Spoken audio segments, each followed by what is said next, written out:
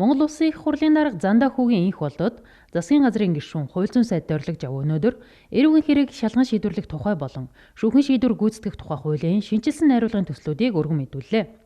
Эрүүгийн хэрэг шалган шийдвэрлэх тухай хуулийн төсөлд эрүүгийн хэрэг шалган шийдвэрлэх ажиллагааг шуурхаа явуулах үүднээс баримт бичгийг бүрдүүлэх, үргүүлэхэд баримтлах журмыг тогтоож хэрэг хянан шийдвэрлэх ажиллагааны оролцогчдыг шүүхэд дуудан эрүүлэх ажиллагааг хэрхэн явуулах талаар наривчлан заасан байна.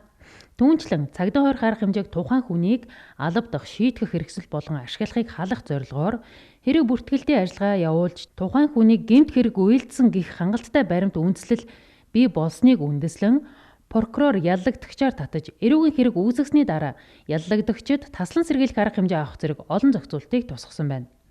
Монгол Улсын их хурлын дарга Зандаа хүүгийн инх болдод хууль сахиулах тухай хуулийн төслийг засгийн газрын гишүүн хууль зүйн сайд Дорилог Жав өнөөдөр өргөн мэдүүллээ.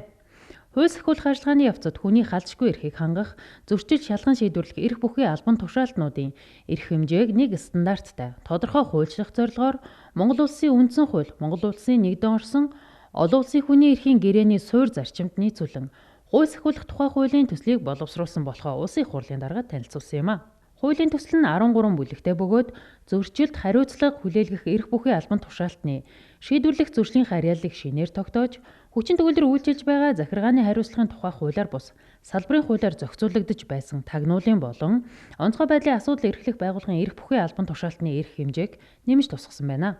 Түүнчлэн зөрчил шалгах ажиллагааны журмыг наривчлан тогтоож, энэ явцад хүний эрхийг хууль бусаар хязгаарладаг байдлыг хориглох зохицуултуудыг тусгасан байна. Мөн зөрчил үйлдсэн хүн хуулийн этгээдэд шийтгэл оногдуулах процессыг тодорхой болгон алавдлага хэрэглэх журмыг наривчлан тогтоосон байна.